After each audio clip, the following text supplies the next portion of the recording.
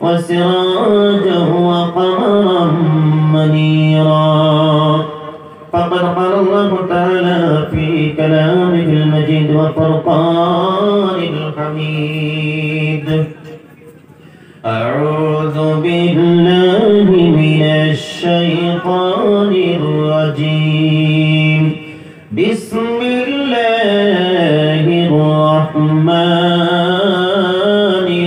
الرحيم إنما المؤمنون الذين إذا ذكر الله وجلت قلوبهم وإذا تليت عليهم آياته زادتهم إيمانا وعلى ربهم يتوكلون الذين يقيمون الصلاة ومما رزقناهم ينفقون وقال تعالى إن أول بيت وضع للناس للذي ببكة مباركا وهدى للعالمين وقال النبي صلى الله عليه وسلم من بنى لله مسجدا بنى الله له بيتا في الجنة أو كما قال عليه الصلاة والسلام إن الله وملائكته يصلون على النبي يا أيها الذين آمنوا صلوا عليه وسلموا تسليما اللهم صل على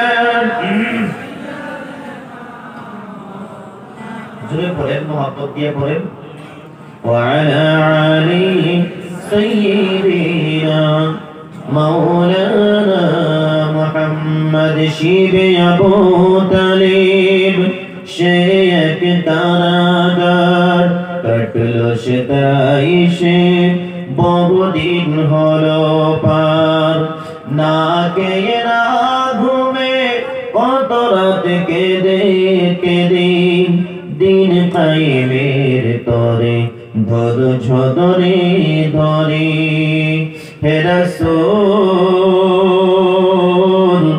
এসে গেল বদর উহুদ খন্দক পরীক্ষা জানমাল দিয়ে পাশ হলো কত পরীক্ষা অবশেষে এসে গেল দিন কায়েমের বিজয় তরী রাসূল আমার বলে দিলেন খায়রুল কুরুনি করনি আল্লাহুম্মা সাল্লি আলা মুহাম্মদ ওয়া আলা আলি সাইয়্যিদিনা মাওলানা মুহাম্মদ মদিনা মদিনা শুনি মোরা মদিনাতে যাওয়া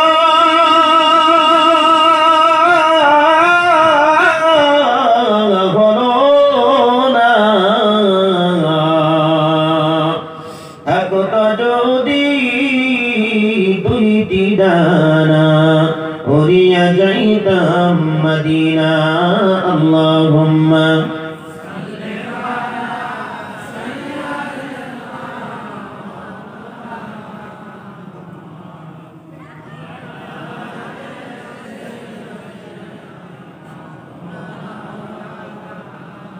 بلغ العلا بكماله كشف الدجى بجماله حسنت جميع خصاله صلوا عليه وآله الله يكون ذكر سبحان الله والحمد لله ولا إله إلا الله سبحان الله والحمد لله ولا إله إلا الله سبحان الله والحمد لله ولا إله إلا الله والله أكبر যাহোক নলিগাঁও সারিয়ারি আঞ্চলিক জামে মসজিদের উদ্যোগে আয়োজিত বিশাল দিনী ওয়াজ মাহফিলের সুনামধন্য সুযোগ্য আমার ছেলে দাস আলহাজ হযরত মাওলানা শেখ আব্দুর রহমান সাহেব আজকের এই বিশাল দিনী ওয়াজ মাহফিলের শুরুর নগাঁও থেকে আগত মুখ্য অতিথি আলহাজ হযরত মাওলানা শেখ আতাউর রহমান বুলবুলি সাহেব মাদাজিল্লাহুল আলী, আমার বন্ধু কারি মহিদুল ইসলাম সাহেব, মঞ্চে প্রতিষ্ঠ হযরত উলামা ইকরাম, সম্মুখে বসে থাকা বাবার বয়সের মুরব্বিয়ান সমাজ, ইসলামের মেরুদণ্ড প্রান্তর যুবক ভাইরা, সুশিক্ষিত ভদ্রমণ্ডলী, পর্দার অন্তরে বসে বসে মাইকের আওয়াজ শুনে থাকা আমার অতি শ্রদ্ধার সম্মানিত মা ও বোনেরা, এই মুহূর্তে রাত্র গভীর হয়েছে, আল্লাহ রাব্বুল আলামিনের শুকরিয়া আদায় করছি, সিল্লে বলছি আলহামদুলিল্লাহ। বিশ্বনবীর প্রতি লাখো কোটি দরুদ ও সালাম, সবাই বলছি সাল্লাল্লাহু আলাইহি ওয়াসাল্লাম।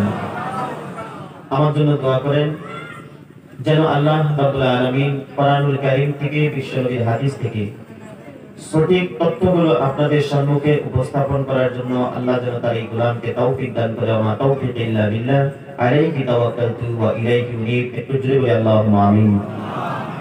আমি কোরআনুল কারীম থেকে সূরা আনফাল থেকে আপনাদের সম্মুখে তিলাওয়াত করেছি। সূরা আনফালের ভিতরে আল্লাহ রাব্বুল আলামিন, আমি যে আয়াত তিলাওয়াত করেছি, মুমিনদের 5টা গুণের কথা আল্লাহ রাব্বুল আলামিন বর্ণনা দিয়েছে। কয়টা গুণ বললাম? সিল্লায় বলুন কয়টা? 5টা গুণের কথা আল্লাহ রাব্বুল আলামিন বর্ণনা দিয়েছেন। এই 5টা গুণের কথা, 5টা বৈশিষ্ট্যের কথা আমি আপনাদের সম্মুখে আলোচনা করেই আমার বক্তব্য সমাপ্ত করব। সময়টুকু দিবেন তো ইনশাআল্লাহ? আল্লাহ কবুল করুক, আমিন। আমার বন্ধুগণ, আল্লাহ সুবহানাহু ওয়া তাআলা শুরু করছেন এইভাবে, ইন্নামাল মুমিনুনা আল্লাযীনা ইযা যুকিরাল্লাহু وجلت قلوبهم وإذا تليت عليهم آياته زادتهم إيمانا وعلى ربهم يتوكلون الذين يقيمون الصلاة ومما رزقناهم ينفقون। الله رب العالمين তিনি বলেন, নিশ্চয় মুমিন তো তারা হবে, নিশ্চয় মুমিন বান্দা তো তারা। আল্লাহ রাব্বুল আলামিন জানিয়ে দিলেন, ওয়াজিলাত কুলুবুহুম, যাদের অন্তরের মধ্যে আমি আল্লাহ পাক রব্বুল আলামিনের নাম নেওয়ার সঙ্গে সঙ্গে যাদের অন্তরের মধ্যে ভয় সৃষ্টি হয়ে যায়, ওই ব্যক্তিরাই হলো প্রথম নম্বর মুমিন। একটু জোরে বলি সুবহানাল্লাহ।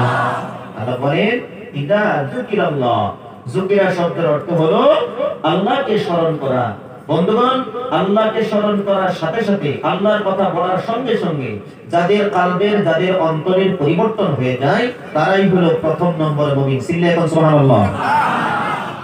আমার বন্ধুগণ, আল্লাহর কোরআন শরীফ শোনার পরে যদি দিলের পরিবর্তন যদি আমাদের হয়ে গেছে, আল্লাহর বরকতের কথা শোনার পরে যদি দিলের পরিবর্তন হয়ে গেছে, তাহলে আমরা সত্যিকারের প্রথম নম্বরের কাতারের মধ্যে পড়ে গেছি। এই যুবক ভাইরা, ও পর্দায় থাকা মা বোনেরা, ও যুবতী বোনেরা, আল্লাহর ভয় যদি আমাদের দিলের মধ্যে যদি সৃষ্টি হয়ে যায়, আল্লাহ পাক রব্বুল আলামিন পবিত্র কালামুল্লাহ শরীফের ভিতরে তিনি ঘোষণা করে দিয়েছেন, ফামান তাবিআ হুদায়া ফালা খাউফুন আলাইহিম ওয়ালা হুম ইয়াহজানুন। সিল্লাহ বলুন আল্লাহু আকবার। আমার বন্ধুরা, আল্লাহ পাক পরওয়ারদিগার আলম জানান, ফামান তাবিআ হুদা, হুদা শব্দের অর্থ এখানে কোরআনুল কারীমকে বোঝানো হয়েছে। ভাইগো, কোরআনুল কারীমের অনেক কয়টা নাম আছে বাবা, তার মধ্যে একটা নাম হলো হুদা। এই হুদা শব্দের অর্থ হলো পবিত্র কালামুল্লাহ শরীফ, মানে কোরআন শরীফ।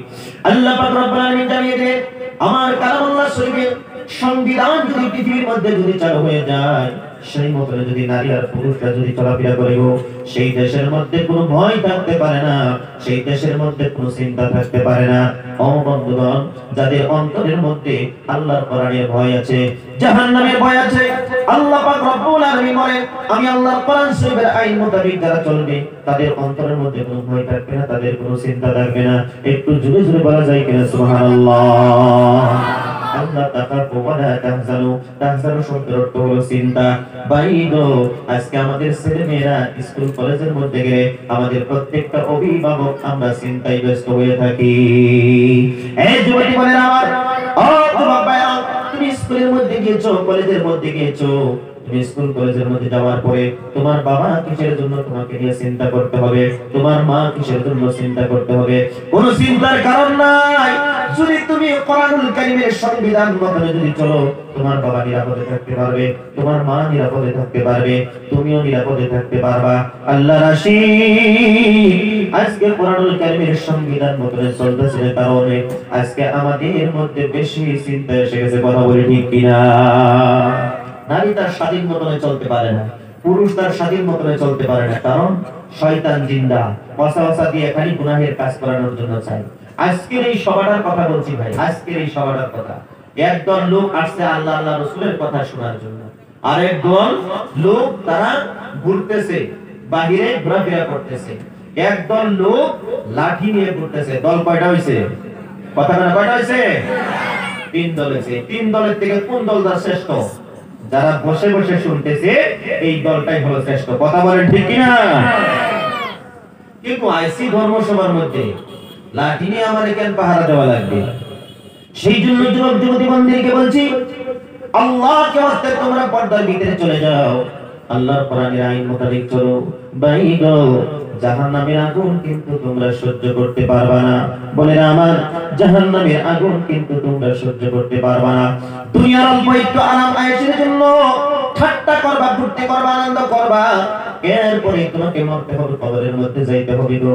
কবরের মধ্যে যাওয়ার পরে বিশাল আযাব যে শুরু হয়ে যাবে, পৃথিবীর কেউ দেখতে পারে না। এই ব্যাপারে নবীজি আমার বলেছেন, কোন আল্লাহর বান্দা কবরবাসীর সঙ্গে জাহান্নামের ফেরেশতারা কি ধরনের ব্যবহার করে গো, এটা যদি কোন আল্লাহর বান্দা বাস্তব যদি দেখতে পারতো, ওই মানুষটা জীবনে কোনোদিন তার সংসারের চিন্তা করতে পারতো না।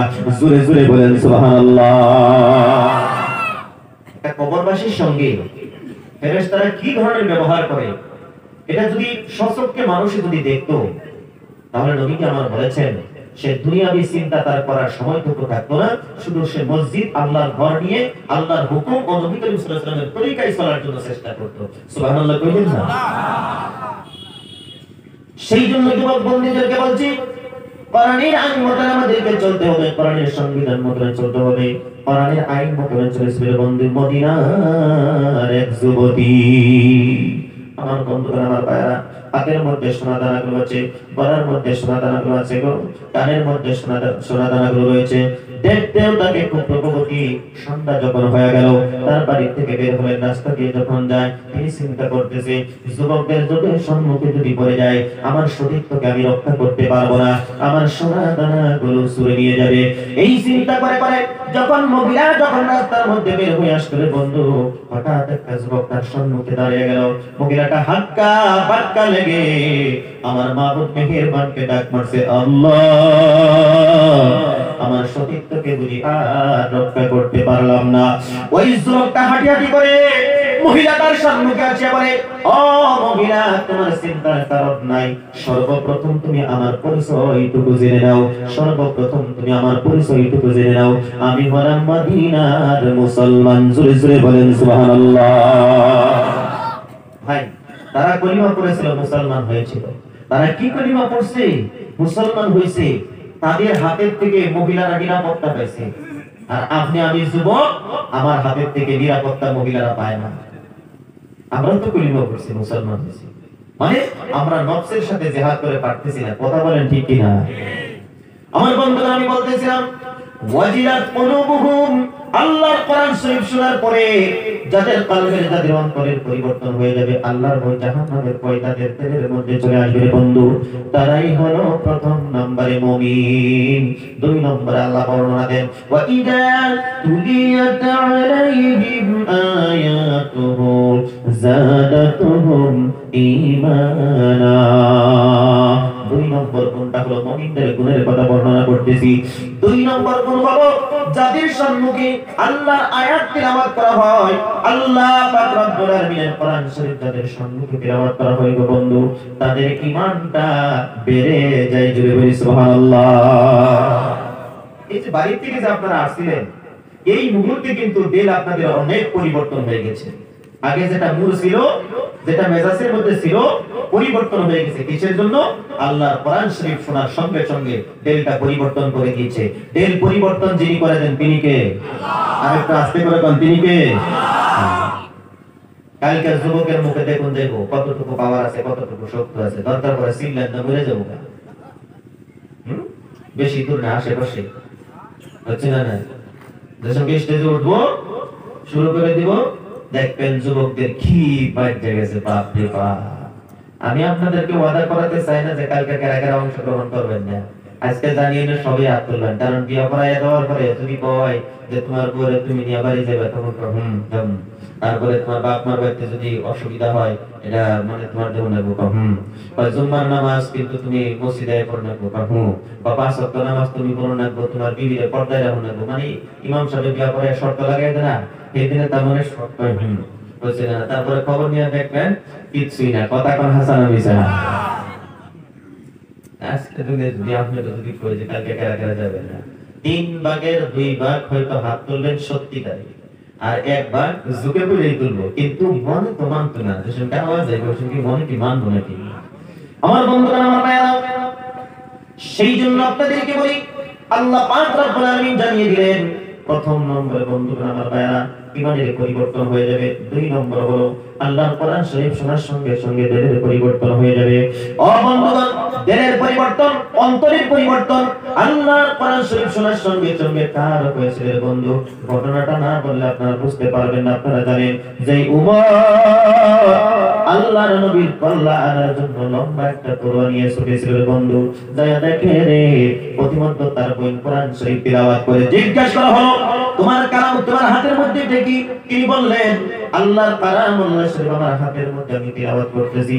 ওমর রাদিয়াল্লাহু তাআলা বললেন, দেও আমার হাতের মধ্যে। বলে, না না না, আমি এমন একটা কালাম আল্লাহ শরীফ তিলাওয়াত করি, আল্লাহ জানিয়ে দিয়েছেন লা ইয়ামাসসুহু ইল্লাল মুতাহহারুন। জোরে জোরে বলেন সুবহানাল্লাহ। ওমরের বইনে বললেন, আমি এমন একটা কালাম আল্লাহ শরীফ তিলাওয়াত করি, যেই কালাম আল্লাহ শরীফটা নাপাকি হালতে ধরা যাবে না, বিনা ওযুতে ধরা যাবে না, সানা যাবে না, কারণ আল্লাহ জানিয়ে দিয়েছেন লা ইয়ামাসসুহু ইল্লাল মুতাহহারুন। অপবিত্রতা হালতে কোরআন শরীফ তোমরা ছাইও না, ধুইও না, স্পর্শ করো না, তেলাওয়াত করো না। ও বন্ধুগণ, আল্লাহ রাব্বুল আলামিনের বান্দা হযরত ওমর রাদিয়াল্লাহু তাআলা বলির হাতের মধ্যে কোরআন শরীফের কাগজ দেখতে পেলেন। দেখার পরে তেলাওয়াত করছে, দিলের পরিবর্তন হয়ে গেছে। উমর কলিমা পড়ে মুসলমান হয়ে গেল। যেদিন থেকে উমর কলিমা পড়ে মুসলমান হয়ে গেলেন, মক্কা মদিনার জমিনের মধ্যে প্রকাশ্যভাবে সেদিন থেকে আযান হওয়া আরম্ভ হয়ে গেল। বলেন সুবহানাল্লাহ। এর আগে মক্কার জমিনের মধ্যে প্রকাশ্যভাবে আযান হতো না। যেদিন উমর রাদিয়াল্লাহু তাআলা কলিমা পড়ে মুসলমান হলেন, সেদিন নবীজিকে বললেন, হুজুর আজকের থেকে মক্কার জমিনের মধ্যে প্রকাশ্যভাবে আযান দিতে পারবেন। সুবহানাল্লাহ। এর আগে কেউ সাহস করছিল না। আর সেই আযান নিয়ে বর্তমান ভারতবর্ষের জমিনে সমস্যা আছে না নাই? কথা বলুন, আছে না নাই? ভাই, এখানে একটা কথা জেনে নেন, 24টা ঘন্টার ভিতরে 1টা মিনিট সময়, 1 সেকেন্ড সময় আযান ব্যতীত থাকে না। চিল্লায়ে বলেন না সুবহানাল্লাহ। ইন্দোনেশিয়া থেকে ধরেন আযান শুরু হলো, তারপরে ধরেন মালয়েশিয়া, তারপরে এশিয়া, তারপরে ধরেন আরব, তারপরে বিভিন্ন ধরনের, এইভাবে আস্তে আস্তে ইন্ডিয়া, তারপরে এইভাবে করে বাংলাদেশ, আস্তে আস্তে আস্তে আস্তে যত এদিকে দেবেন দেখবেন আমরা এখানে ইফতার করি 2 মিনিট আগে, তার 2 মিনিট পরে ইফতার করে নলবাড়ি জেলায়, তার 2 মিনিট পরে ইফতার করতেছে গুয়াহাটিতে, তার 2 মিনিট পরে ইফতার করতেছে নগাঁওতে। এইভাবে করে মানে 1 মিনিট 2 মিনিট 1 মিনিট 2 মিনিট পরিবর্তন আযান হতেই আছে। তাহলে বোঝা গেল 24টা ঘন্টায় আল্লাহর এই জমিনের মধ্যে আযান হতেছে। জোরে কইতেন না সুবহানাল্লাহ। আর সেই আযান নিয়ে আমরা আজকে প্রতিবাদ করতেছি যে আযান বন্ধ করুন। কিয়ামত পর্যন্ত পারবে না আযান বন্ধ করতে। মুসলমান চিল্লায়া বলো সুবহানাল্লাহ। আমার বন্ধুরা, আমার ভাইরা, বহুত কথা এখানে ছিল, আমি ছেড়ে গেলাম। আল্লাহ রাশিদ নবীর পাগল 2 নম্বর কোন 3 নম্বর কোন আল্লাহ পাক রব্বুল আলামিন জানিয়ে দিলেন, ওয়া আলা রাব্বিহিম ইয়াতাওয়াক্কালুন। যারা মুমিন হবে গো, আল্লাহ পাক রব্বুল আলামিন জানিয়ে দিলেন, মুমিন বান্দা যারা আমি আল্লাহর উপরে তাওয়াক্কুল করবে, আমি আল্লাহর উপরে ভরসা করবে, ভাই গো আমরা অনেক মানুষ আছে চাকরি বাকরির উপরে ভরসা করি, আল্লাহর উপরে তাওয়াক্কুল করি না। দোকান পাহাড়ের উপরে আমরা তাওয়াক্কুল করি, ভরসা করি। আল্লাহ জানিয়ে দিলেন বান্দারে, দোকানের উপরে তুমি ভরসা করিও না, চাকরি বাকরির উপরে তুমি ভরসা করিও না, বিজনেসের উপরে তুমি ভরসা করিও না, ছাগল ভেড়া বকরির উপরে তুমি ভরসা করিও না। এই সমস্ত যে দিয়েছি আমি বললাম আল্লাহ, আমি আল্লাহর প্রতি তাওয়াক্কুল করো, ভরসা করো। যারা মুমিন বান্দা তারা আল্লাহর প্রতি তাওয়াক্কুল করে, কে গো করে কি করে না? সেই জন্য যুবক ভাইরা, পর্দায় থাকা মা ও বোনেরা, আল্লাহর উপরে আমরা তাওয়াক্কুল করতে হবে। তাওয়াক্কুল করব ইনশাআল্লাহ। কষ্ট হইতেছে আপনারা? জিকির করুন লা ইলাহা ইল্লাল্লাহ,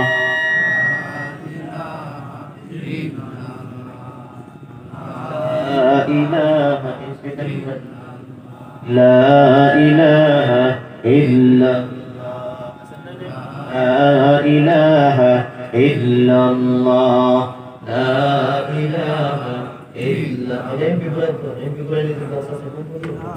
লা ইলাহা ইল্লাল্লাহ, লা ইলাহা ইল্লাল্লাহ, মুহাম্মাদুর রাসূলুল্লাহ সাল্লাল্লাহু আলাইহি ওয়াসাল্লাম।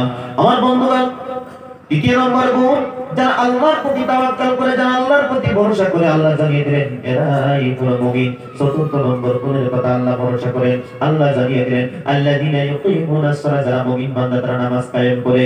পঞ্চম নম্বরে আল্লাহ পাক পরবর্তীকালে বর্ণনা করেন, যারা মুমিন বান্দা গো, আল্লাহ বর্ণনা করেন তাদেরকে যে ধন সম্পদ আমি আল্লাহ দান করেছি সেটার থেকে তারা ভক্ষণ করবে, আমি আল্লাহর রাস্তায় খরচ করবে। সিল্লে বলি সুবহানাল্লাহ। এই হলো পাঁচটা গুণ। ভাই, তৃতীয় নম্বর যে গুণটা আল্লাহ বলেছেন ওয়ালা রাব্বিহিম ইয়াতাওয়াক্কালুন। একদিন নবী মুসা আলাইহিস সালামকে আল্লাহ পাক পরবর্তীকালে আলাদা বললেন, নবী মুসা গো, তোমার যে দায়িত্ব দেওয়া হয়েছে সেই দায়িত্ব তুমি পালন করো। মুসা নবীকে নবুয়তের দায়িত্ব দেওয়া হলো। তিনি বললেন, আল্লাহ বলতেছেন মুসা তোমার দায়িত্ব তুমি পালন করো। বলে আমার দায়িত্ব হলো কি? তখন বলতেছে যে তুমি এই কথা জনগণের সম্মুখে বলো যে আমি আল্লাহ এক। জোরে জোরে কন্যা সুবহানাল্লাহ। বাড়ি থেকে বের হয়ে যাও, মানে তাবলীগ করা শুরু করে দাও। মুসা নবী আলাইহিস সালাম চিন্তা করলেন যে আমি তো বাড়ি থেকে বের হয়ে যাব, ছেলে আছে, মেয়ে আছে, স্ত্রী আছে, এদেরকে কে খাবার দিবে? এই চিন্তা যখন করলেন, আল্লাহ বুঝতে পারে নাই? কথা কোন পারে নাই? অবশ্যই পারছে। আল্লাহ পাক পরবর্তীকালে মুসা নবী আলাইহিস সালামকে বললেন, মুসা রে, তোমার হাতের মধ্যে ওটা কি? তখন বললেন, আল্লাহ এটা আমার হাতের মধ্যে লাঠি। বলে মুসা রে, এই লাঠিটা দিয়ে বড় করে করে করে করে তুমি একটু সম্মুখের দিকে যাও। যখন সম্মুখের দিকে যখন অগ্রসর হয়ে গেলেন, বড় একটা পাথর দেখতে পেলেন। ভাই, কোরআন শোনাচ্ছি, গল্প শোনাচ্ছি না রে বন্ধু। আল্লাহর বান্দা মুসা নবী আলাইহিস সালাম যখন পাথরটা দেখলেন, দেখার সঙ্গে সঙ্গে আল্লাহ হুকুম করলেন, তোমার হাতের মধ্যে যে লাঠি, ওই লাঠির দ্বারা তুমি পাথরের মধ্যে আঘাত করো। আঘাত করা হলো, ওই পাথরের ভিতর থেকে ছোট্ট একটা পাথর বের হয়ে আসলো। দ্বিতীয় নম্বরে আবার হুকুম করলেন, ওই পাথরের উপরে আঘাত করো। আঘাত করলেন, ওই পাথরের ভিতর থেকে আরেকটা ছোট্ট পাথর বের হয়ে আসলো। আবার দ্বিতীয়বার হুকুম করলেন, পাথরের মধ্যে আঘাত করো। আঘাত করা হলো রে, ওই ছোট্ট একটা পাথরের থেকে দেখলেন ছোট্ট একটা পোকা বের হয়ে আসছে। শুধু বের হয়ে আসে নাই, ওই পোকার মুখের মধ্যে মুসা নবী লক্ষ্য করে দেখলে খাবার গুলো রয়েছে, তিনি খাওয়া খাইতেছে। জোরে বলি সুবহানাল্লাহ। দেখছেন, পাথরের ভিতরে পাথর, তার ভিতরে পাথর, তার ভিতরে পোকা, পোকার মুখের মধ্যে আবার খাবার। মুসা নবীকে বুঝায় যে দেখ, পাথরের ভিতরে পোকা রাখতেও আমি আল্লাহ খাওয়াবার পারি, আর তোরে কইছি দিন প্রচার করার জন্য তুই বাহিরে যা, তুই চিন্তা করস তোর পরিবারকে কারা খাওয়াবো। মুসা নবী আলাইহিস সালামকে বুঝাই দিলেন যে আমি আল্লাহ পাথরের ভিতরে পোকা রাখতে খাওয়াবার পারি। জোরে কইতেন না সুবহানাল্লাহ। আর তাবলীগের কথা যদি আপনাদেরকে বলা হয় যে বাড়ির একটু সমস্যা আছে, খানাপিনার একটু সমস্যা আছে,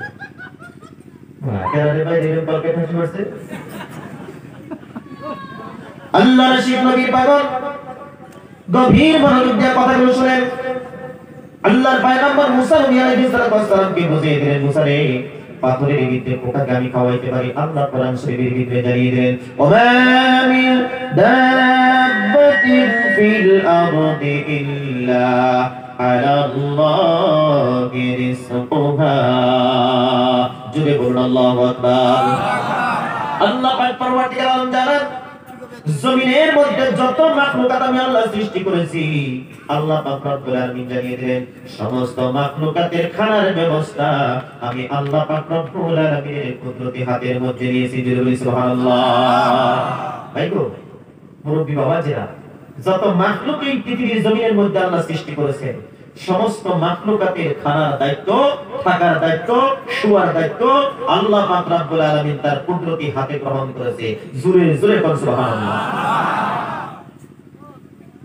আমার বন্ধুগণ, এই তামাম গোটা পৃথিবীর মধ্যে কত মাখলুকাত আছে রে বন্ধু, আমরা কিন্তু বর্ণনা করে কখনো শেষ করতে পারবো না। আল্লাহ পাক রব্বুল আলামিন কোরআন শরীফের ভিতরে জানিয়ে দিয়েছেন, বান্দারে এই পৃথিবীর জমিনের মধ্যে কত মাখলুকাত আমি আল্লাহ সৃষ্টি করেছি, কিয়ামত পর্যন্ত তোমরা যদি তোমাদেরকে যত নিয়ামত আমি আল্লাহ দান করেছি, ওই নিয়ামতের কিয়ামত পর্যন্ত যদি তোমরা গণনা করো রে বান্দা, আমি আল্লাহর নিয়ামত কখনো গণনা করে শেষ করতে পারবা না। জোরে বলেন সুবহানাল্লাহ। এই যে সম্মুখে দেখতে পাইতেছেন ফুল, এটার একটা নিয়ামত আছে কিনা বলুন? কথা কয় না, আছে না নাই? এটা আপনি আমার জন্য একটা নিয়ামত। সুন্দর সুগন্ধি আসতেছে দাদু, শুধু সুগন্ধি নয়, এই ফুলটা আপনারা দেখতেছেন, আমরা ছোট্টবেলা দেখেছি কারো যদি হাত কাটছে, দাও দিয়া হোক, কেসি দিয়া হোক, যে কোনো বস্তু দিয়া হোক, হাত কাটার সঙ্গে সঙ্গে রে এই ফুলটা যদি কেসলায়া এটা রড যদি হাতের মধ্যে দেওয়া হয়েছে, আস্তে করে কামড় দেয় আর সঙ্গে সঙ্গে রক্তটা বন্ধ হয়ে যায়। জোরে বলি সুবহানাল্লাহ।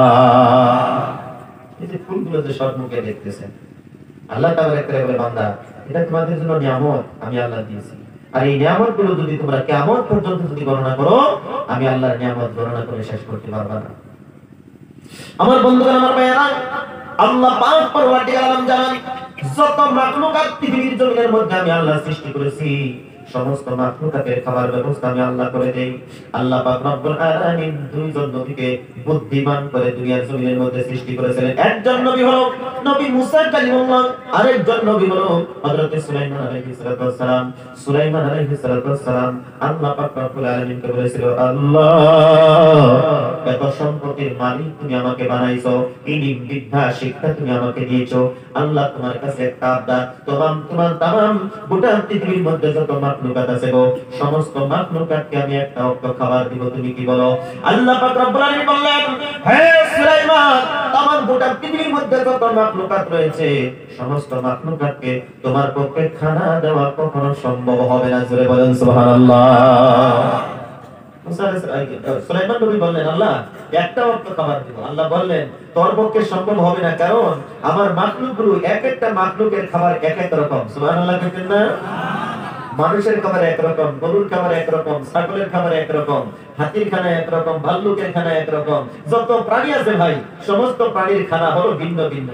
নবী সুলাইমান আলাইহিস সালামকে আল্লাহ বললেন, তোমার পক্ষে সম্ভব হবে না। তখন তাও বললেন যে আল্লাহ না, আমি একটাবার চেষ্টা করে দেখি, একটু সুযোগ দেন। বলে ঠিক আছে।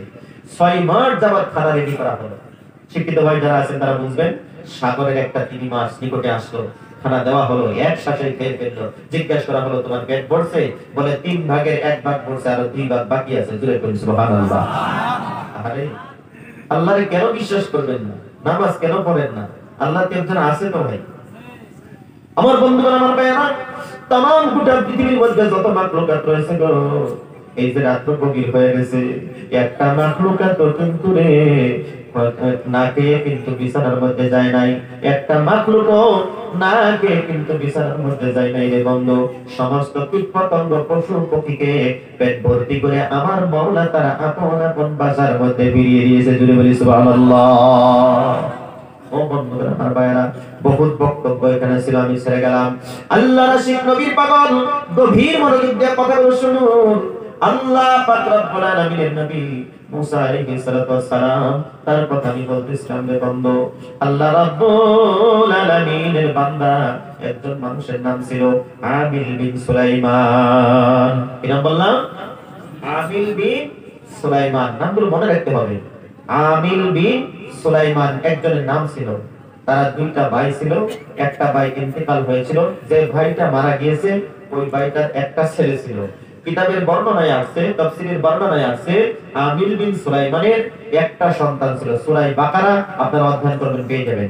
আমির বিন সুলাইমানের একটা কন্যা সন্তান ছিল। আরেক বর্ণনায় আছে তার কোনো ছেলে সন্তান ছিল না, কিন্তু অনেক ধনের মালিক ছিল। আমার বন্ধুগণ,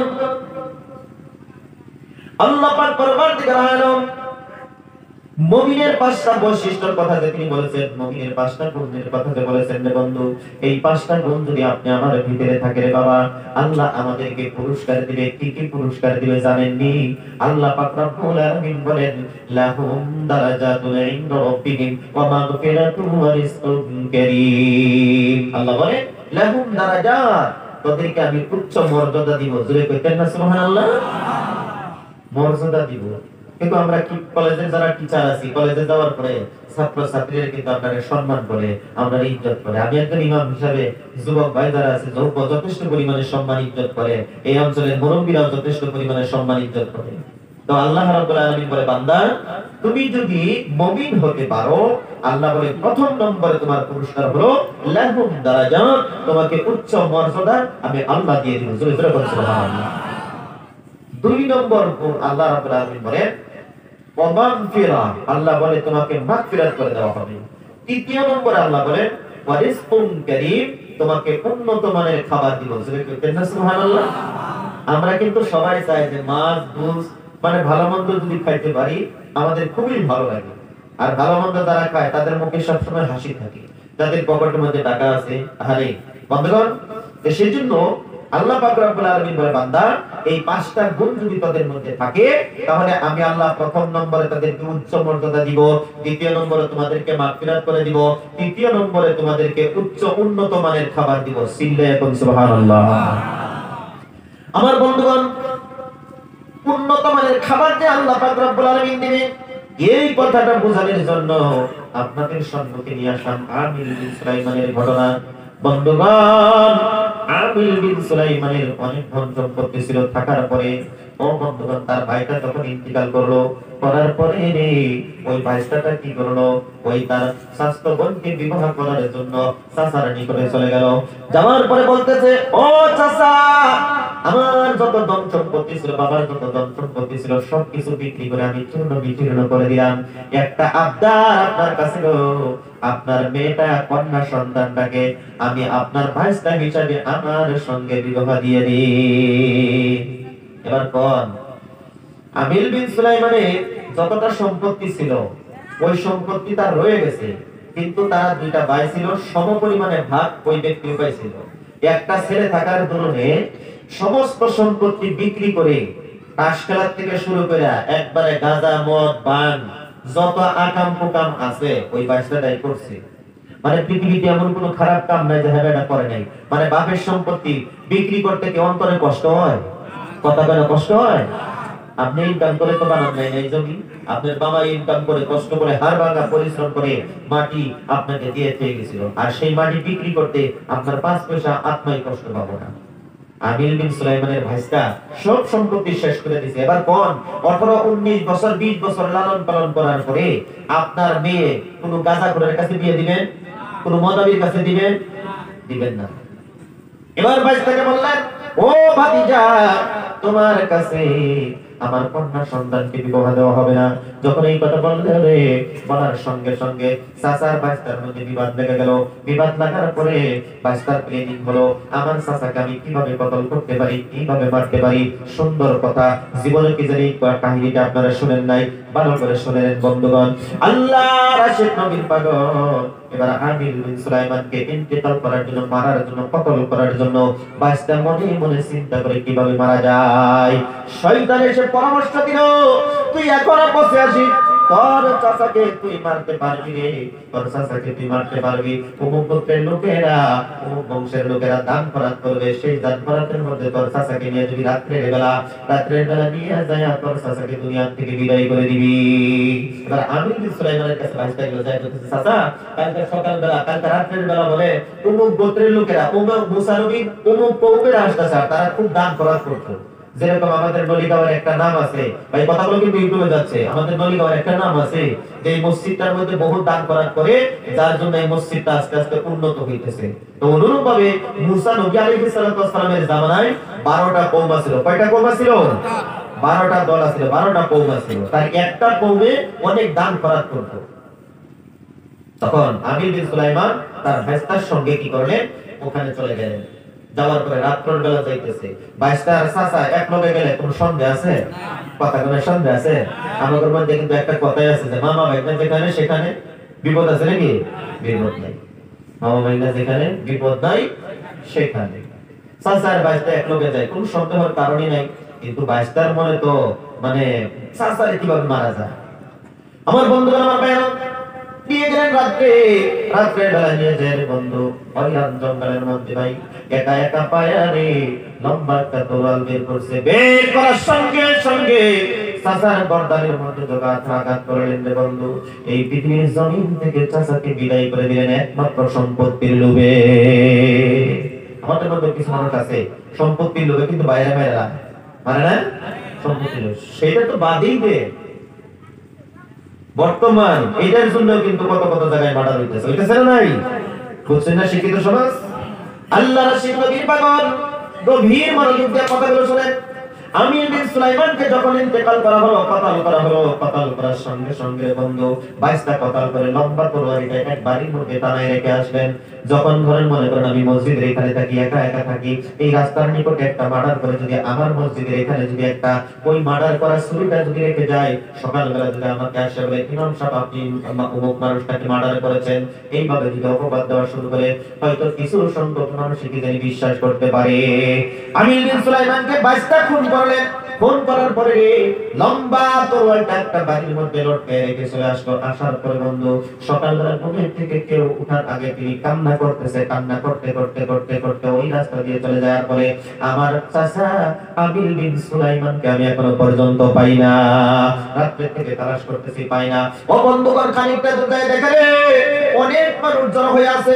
কারণ একটা মানুষ যখন এক জায়গার মধ্যে মার্ডার হয়ে যায়, মার্ডার হওয়ার পরে সকালবেলা কিন্তু বহু মানুষের সমাগম সেখানের মধ্যে হয়ে যায়। এরকম করে যখন একাত্রতা মানুষ হয়ে গেল, হওয়ার পরে আমির বিন সুলাইমান বাইস্তা বলতেছে এই বাড়ির লোকগুলো আমার চাচাকে কতল করেছে। তারা বলতেছে না না না, আমি তাকে ইন্তেকাল করি নাই, তাকে আমি মারি নাই। এইভাবে করার পর সঙ্গে সঙ্গে আমির বিন সুলাইমানের সঙ্গে আর তাদের সঙ্গে একটা দ্বন্দ্ব শুরু হয়ে গেল, ফাসাদ শুরু হয়ে গেল, ঝগড়া শুরু হয়ে গেল। যখন ঝগড়া আরম্ভ হয়ে গেল বন্ধু, সঙ্গে সঙ্গে যেরকম মুরব্বী এখানে বসে আছেন, আমরা দুইজন তিনজন মানুষ যদি একসঙ্গে যাই, যাওয়ার পরে হঠাৎ কিছু একটা কথা নিয়ে কিন্তু ঝগড়া যদি লেগে যায়, আপনারা মুরব্বীরা বলেন এইভাবে ঝগড়া করতে নাই, এইভাবে বিবাদ করতে নাই। ঝগড়া লেগে গেল, বিবাদ লেগে গেল, মুরব্বীরা তাদেরকে সান্ত্বনা দিয়ে বলতেছে আমরা ঝগড়া করব না, বিবাদ করব না। এখনো পর্যন্ত আমাদের নবী নবী মুসা আলাইহিস সালাম বেঁচে আছে, চলো না এই ব্যক্তিকে কে খুন করেছে, কে কতল করেছে, সবাই মিলে নবী মুসা আলাইহিস সালামের কাছে চলে যাই। জোরে বলেন সুবহানাল্লাহ। ভাই, আমরা যদি কোনো ফতোয়ার জন্য, কোনো মাসলার জন্য বিপদে পড়ে যাই, আমাদের ছেলে দাস শেখ আব্দুর রহমান সাহেব উনি বেঁচে আছেন, আমরা কিন্তু সবাই ওনার নিকটে চলে যাই। কোন বিপদের সম্মুখীন হলে আমরা ওনার কাছে পরামর্শের জন্য যাই। আমির বিন সুলাইমানকে ইন্তেকাল করলো, কতল করলো, কে মারলো, এই খবরটা নবী মুসা আলাইহিস সালামের কাছে যখন পৌঁছালেন, নবী মুসা আলাইহিস সালাম বললেন তোমরা একটা কাজ করো, একটা গরু জবাই করো। কইতেন না সুবহানাল্লাহ? গরু জবাই করার কথা কইলেন। আচ্ছা কোন আপনার চাচারে মাইরা লেছে আর এটার জন্য আপনি গেছেন, যাই যদি কোন যে এটা কেরা মারছে, কিভাবে মারছে, এই কথাটা আপনি আমাকে কই দিন। আপনি নবী হিসাবে আপনার বগুলো আইছি, আপনি কই দিন। এই নবী যদি কয় যে একটা গরু জবাই করা লাগবে, তাহলে আমি কইবার পারি। এবার আপনি রাগ করবেন না, তার লাগে হাসি তামাশা করবেন? কথা কোন রাগ করবেন? বলেন যে বলবেন যে আমি আইছি আমার চাচার মেরে লিছে, এটা কেরা মারছে, এই কথাটা আমি বাইর করবার লাগি আইছি, আপনি কইতেছেন গরু জবাই করবার লাগি। বাইবেল প্রচার আছে, আল্লাহ পাক রব্বুল আলামিন পবিত্র কালাম আল্লাহ শরীফের ভিতরে ঘোষণা করে দিলেন ওয়া ইয ক্বালা মূসা লিকাওমিহি ইন্নাল্লাহা ইয়া'মুরুকুম আন তাযবাহু বাকারা। যারা স্কুলে পড়েছেন, মাদ্রাসায় পড়েছেন, তারা জানেন বাকারাতুন হলো মানে বাকারাতুন শব্দের অর্থ হলো মানে গাই গরু।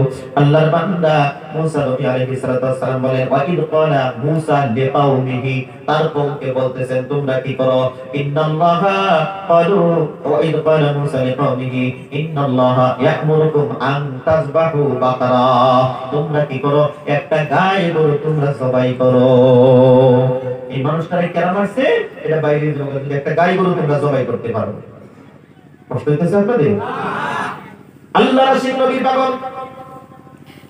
তখন তারা প্রশ্ন করল, হুজুর আপনার কাছে আসলাম, এই লোকটাকে কতল করছে, মারছে, আর আপনি বলতেছেন গাই গরু জবাই করার জন্য না? আপনি কি আমাদের সঙ্গে মজাক করতেছেন নাকি ঠাট্টা করতেছেন নাকি? আল্লাহ পাক রব্বুল আলামিন কোরআন শরীফের মধ্যে তাদের কথাটা নোট করে দিলেন। ক্বালু ইন্নাল্লাহা ক্বালু ওয়া ইয ক্বালা মুসা লিকাওমিহি ইন্নাল্লাহা ইয়া'মুরুকুম আন তাযবাহু বাকারা। আল্লাহ পাক রব্বুল আলামিন জানিয়ে দিলেন, ক্বালু ক্বালা মুসা লিকাওমিহি ইন্নাল্লাহা ইয়া'মুরুকুম আন তাযবাহু বাকারা ক্বালু আতাত্তাখিযুনা হুজওয়া। হুজওয়া শব্দের অর্থ হলো মজাক করা, ঠাট্টা করা, হাসতামশা করা। তারা বললেন, হুজুর নবী আপনি কি আমাদের সঙ্গে মজাক করতেছেন, আপনি কি আমাদের সঙ্গে ঠাট্টা করতেছেন?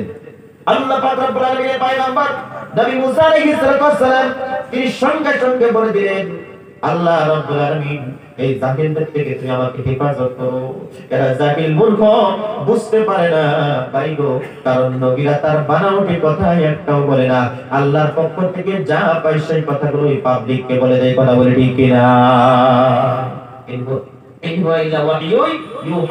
যেটা ওহী নবীদের কাছে হয় সে ওহীর কথাটাই জনসাধারণকে বলে। নবীর উপরে ওহী হলো যে তাদেরকে বলে দাও একটা গাই গরু জবাই করার জন্য। আমার বন্ধুগণ, আমার ভাইরা, তখন তারা বললেন ঠিক আছে আমরা গাই গরু জবাই করবো, তবে হুজুর গাই গরুটা কিরকম গরু হওয়া চাই?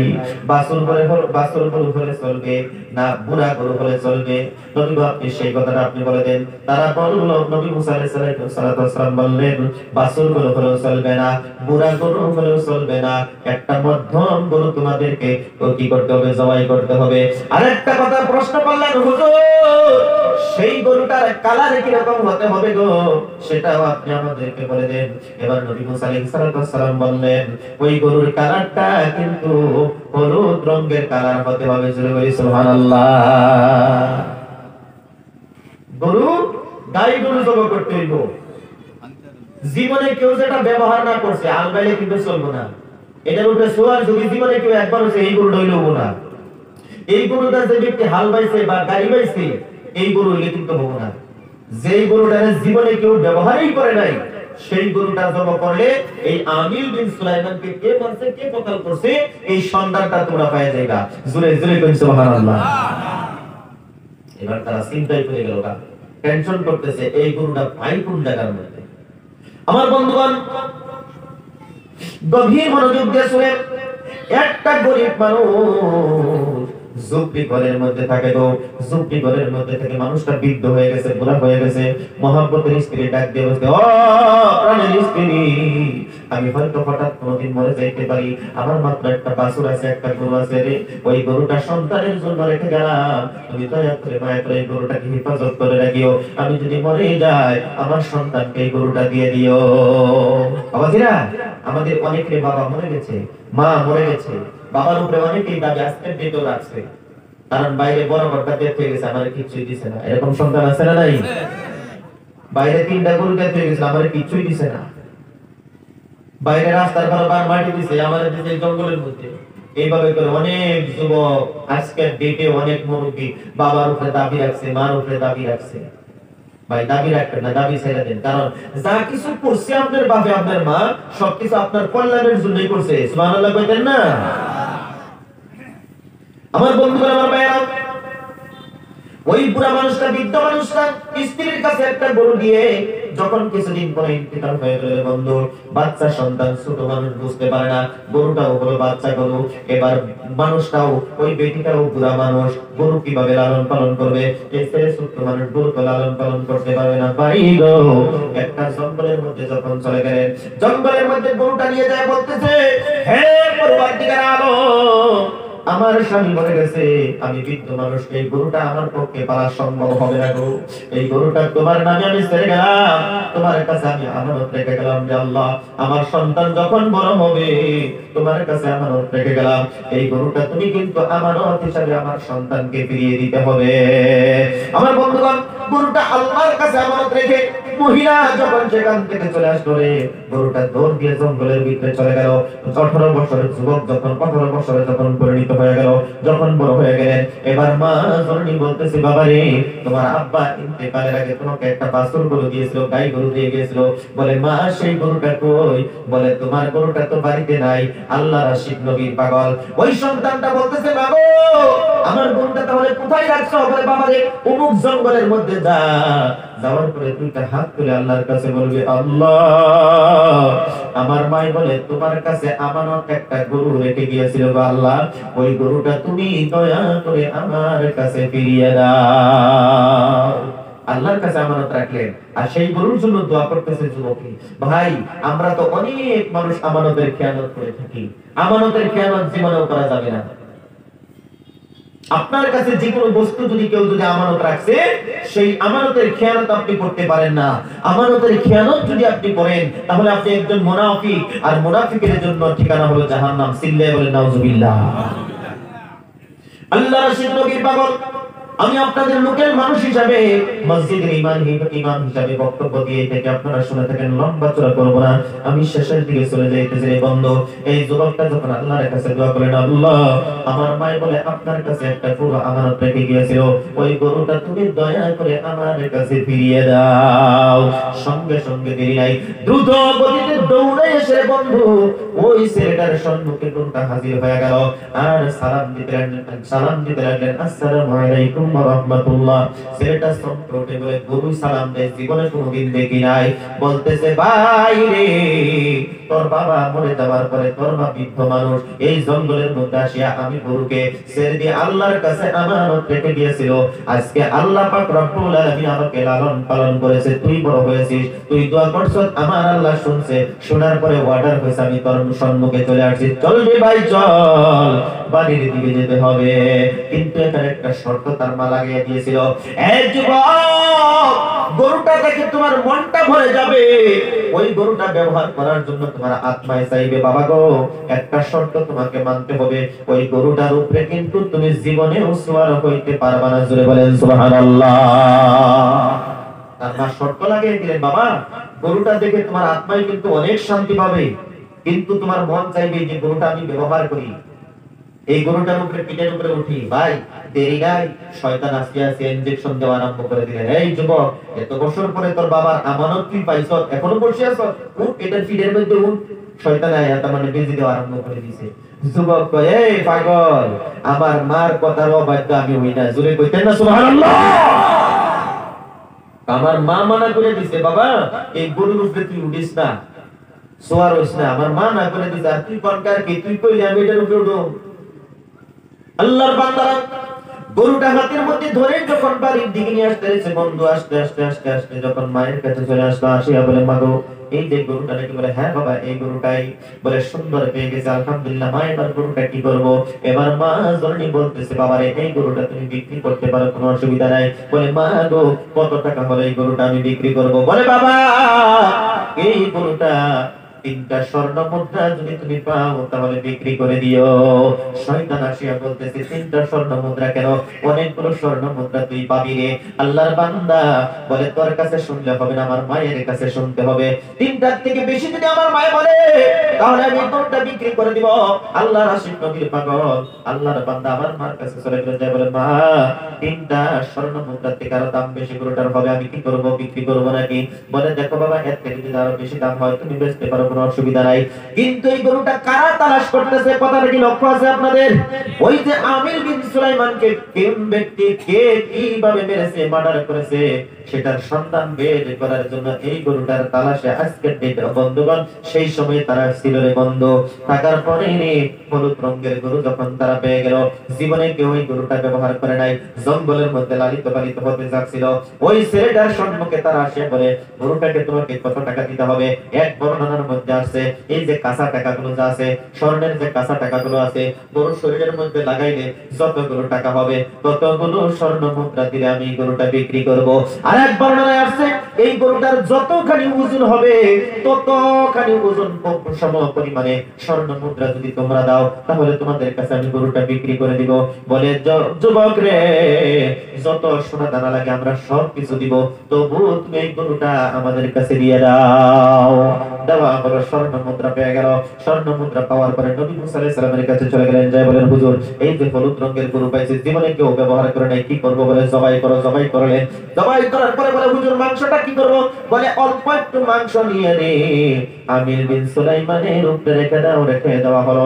সঙ্গে সঙ্গে আমির বিন সুলাইমান জীবিত হয়ে গেলেন। চিল্লায়ে বলেন সুবহানাল্লাহ।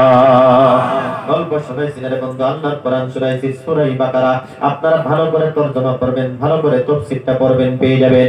আল্লাহর বান্দা আমির বিন সুলাইমান মাংস শরীরের মধ্যে রাখার সঙ্গে সঙ্গে জীবিত হয়ে গেলেন, জিন্দা হয়ে গেলেন। জিন্দা হওয়ার পরে প্রশ্ন করা হলো তোমাকে কে মেরেছিল, তুমি সেই মৃত্যুর কথাটা বলে দাও।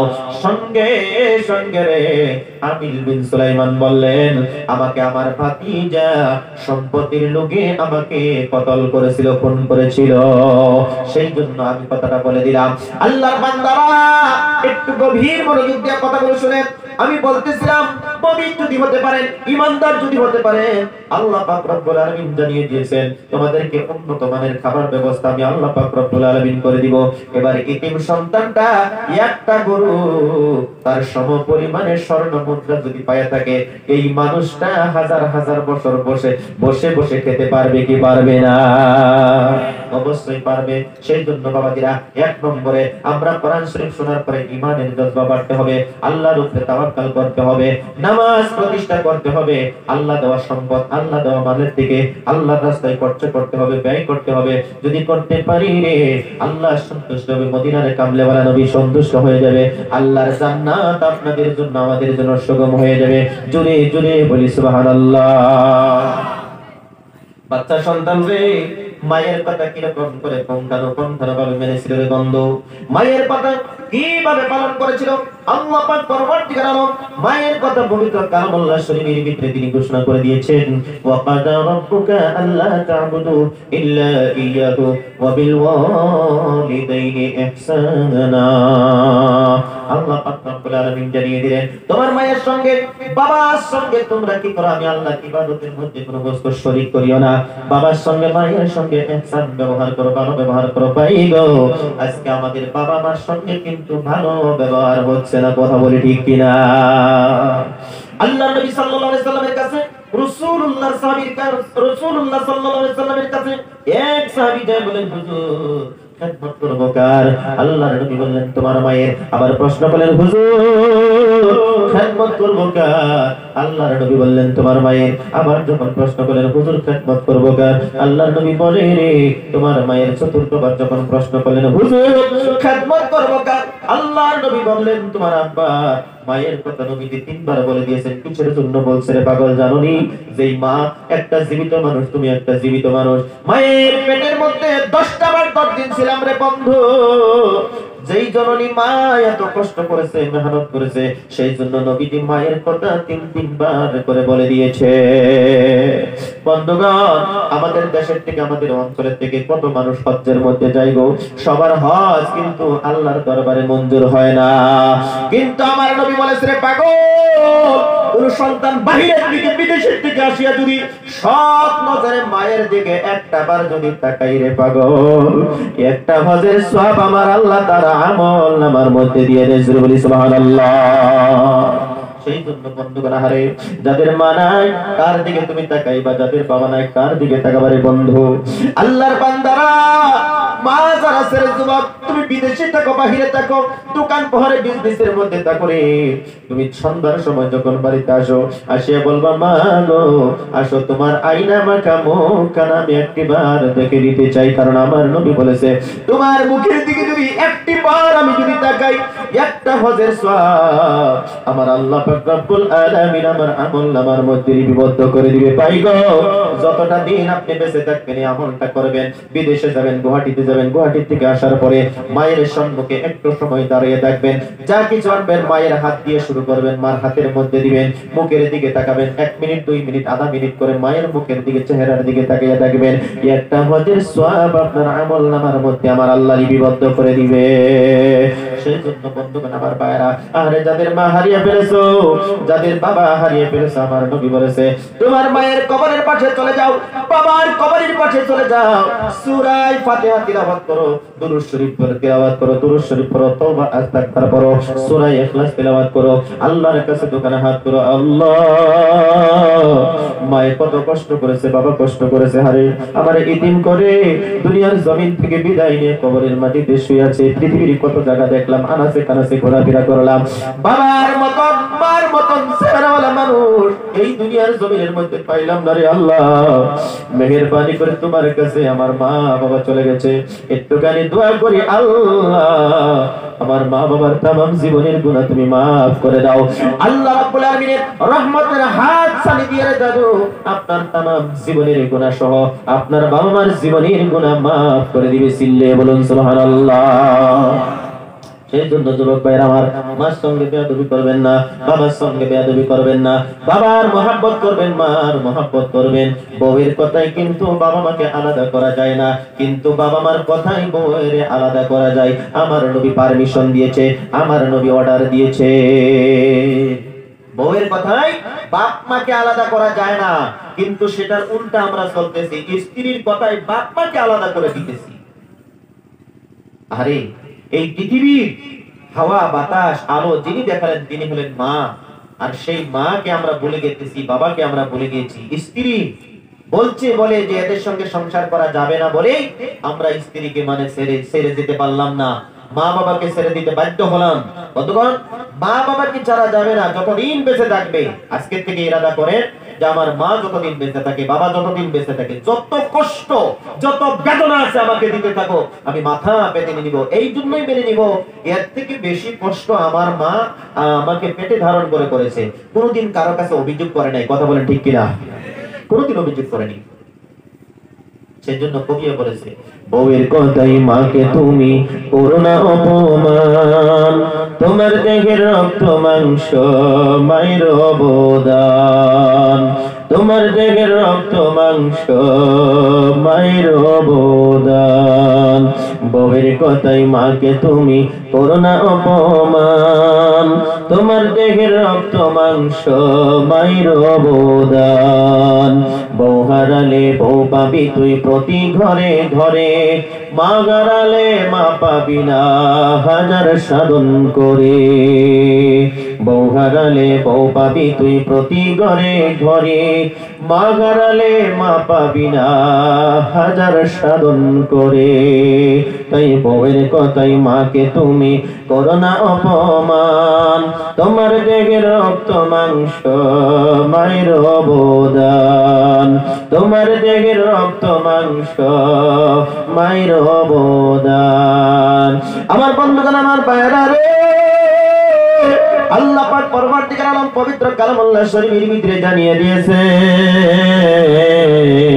ওয়াকুল লাহুমা কাওলান কারীমা যখন তোমার মায়ের সঙ্গে তুমি কথা বলবা ছোট্ট ছোট্ট ভাষায় তোমার মায়ের সঙ্গে কথা বলিও তুমি উচ্চ সুরে মায়ের সঙ্গে কথা বলিও না এই যুবক ভাইরা আমার আজকে মায়ের সঙ্গে মাথা ঝাঁকি দিয়ে কথা বলতেছি বাবার সঙ্গে মাথা ঝাঁকি দিয়ে বলতেছি বাবাকে পাগল বলি মাকে পাগলি বলি আল্লাহ জানিয়ে দিলেন বান্দারে তোমার মায়ের সঙ্গে বাবার সঙ্গে ছোট্ট ছোট্ট ভাষায় তুমি কথা বলিও আল্লাহর বান্দারা এই মজলিসের ভিতরে থেকে যাদের মা নাই রে যাদের বাবা নাই তাদেরকে জিজ্ঞাসা করে দেখো তারা জীবনের পরে কি সম্পত্তি হারিয়ে ফেলেছে।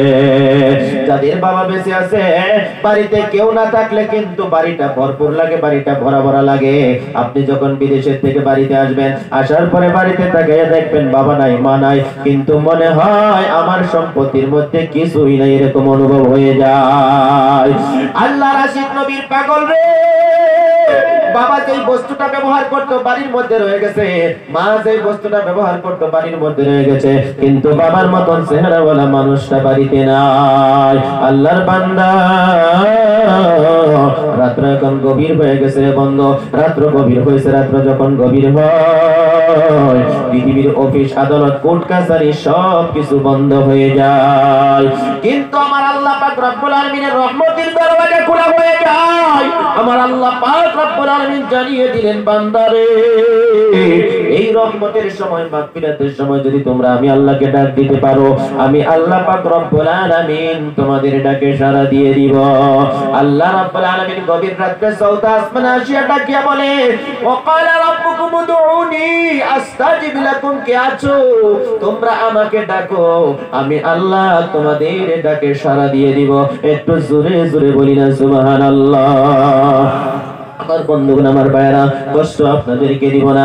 এই মসজিদের ভিতরে থেকে আমাদের পিছনে যে আল্লাহর ঘর মসজিদটা রয়েছে রে দাদু, এই মসজিদটাকে ভালো বানানোর জন্য, আল্লাহকে স্মরণ করার জন্য আল্লাহ জানিয়ে দিয়েছেন, প্রথম নম্বরে কে আছেন গো, আল্লাহকে একটা ডাক দিবেন, আল্লাহকে ডাক দিবেন। বাবা হারিয়ে ফেলেছেন, মা হারিয়ে ফেলেছেন, আপনার জন্য কলিজা করে আমি একটু দোয়া করে নেমে যেতে চাই রে বন্ধু। 12টা মাসে 12,000 টাকা দেনেওয়ালা প্রথম নম্বরে একটা লোক যদি থাকেন, একটু দয়া করে হাতটা তুলতে পারেন, আমার অন্তরের থেকে একটু গভীর রজনীতে দোয়া করতে চাই। এই মসজিদের ভিতরে থেকে যাদের বাবা হারিয়ে গেছে, মা হারিয়ে গেছে গো, আল্লাহর ঘর মসজিদ আমাদের পিছনে আছে, এই মসজিদটাকে হেফাজত করার জন্য, মসজিদটাকে ভালো করার জন্য 12টা মাসে 12,000 টাকা দেনেওয়ালা প্রথম নম্বরে একটা লোক যদি থাকেন, আমার ইজ্জত আমার সম্মান রক্ষার্থে কে আছেন গো, প্রথম নম্বরে হাতটা তুলবেন। কলিজা করে আপনার জন্য আমি একটু দোয়া করতে চাই, আল্লাহ যেন ময়দানে হাসরের দিন লক্ষ কোটি মানুষের সম্মুখে আল্লাহ যেন আপনাকে বেয়াজ্জতি না করে। কোন দাদু আছেন একটু দয়া করে হাতটা তুলবেন, কোন মুরব্বী আছেন, কোন যুবক ভাই আছেন গো, 12টা মাসে 12,000 টাকা দেনেওয়ালা। নবী আমার বলেছেন, আস-সাকিউ হাবিবাল্লাহ, যারা দান করে তারা হলো আল্লাহর বন্ধু। এই মাটির থেকে আপনি দান করে আল্লাহর বন্ধু হতে চান, কি আছেন গো একটু দয়া করে হাতটা তুলবেন। কেউ আছে বন্ধু 12 মাসে 12,000 টাকা দেনেওয়ালা, এই আল্লাহর ঘর মসজিদটা বানানোর জন্য ইনশাআল্লাহ প্রথম নম্বরে একটা লোক চাইছি, মুখ্যমন্ত্রী হিসাবে আছে, উনি আলোচনা করবে। আল্লাহ কেউ মুরব্বী মানুষ দেখে আমি কালেকশনটা একটু আগবাড়ে দিতেছি। ভাই কেউ আসি 12টা মাসে 12,000 টাকা দেনেওয়ালা, আমার ইজ্জত আমার সম্মান রক্ষার্থে প্রথম নম্বরে একটা লোক বলেন, আপনার জন্য আমি কলিজা ভরে একটু দোয়া করতে চাই। বকিলতা করবেন না, কৃপণতা করবেন না, দেনেওয়ালা মালিক হয়েছে আল্লাহ।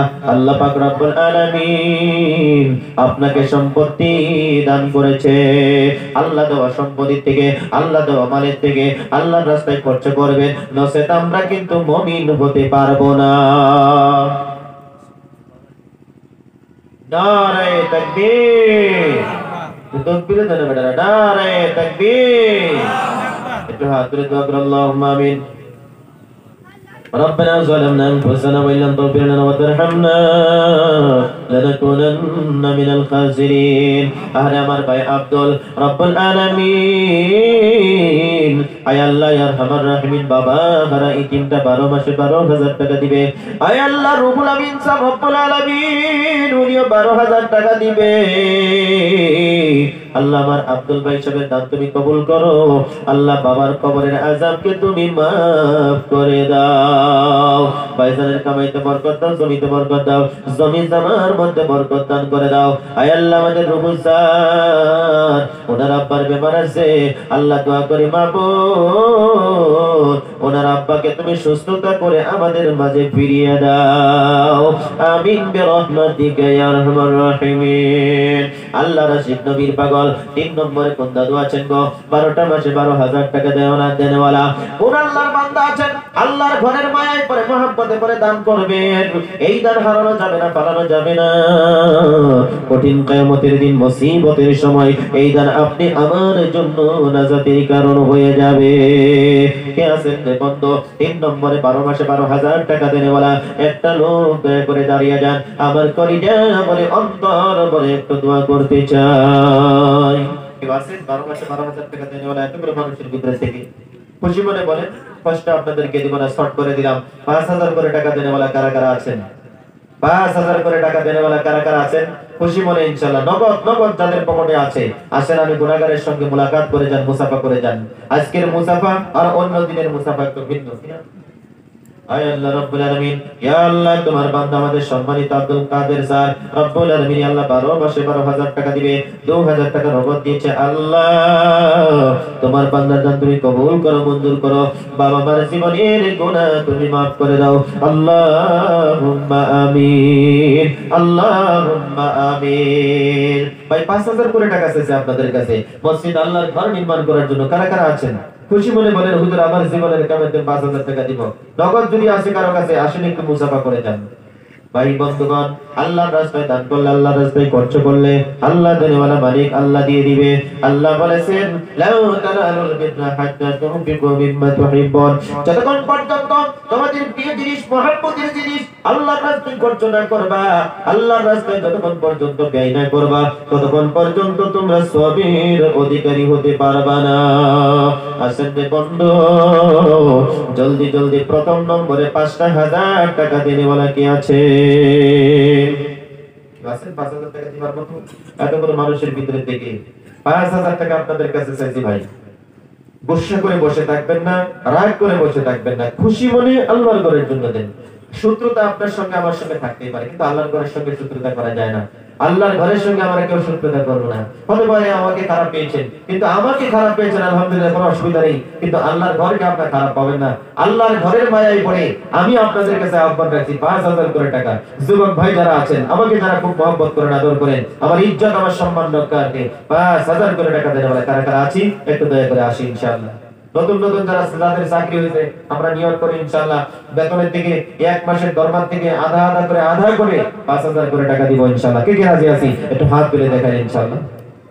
5,000 করে টাকা দেনে বলা যার মুখ প্রতিষ্ঠা নিয়ে হোক।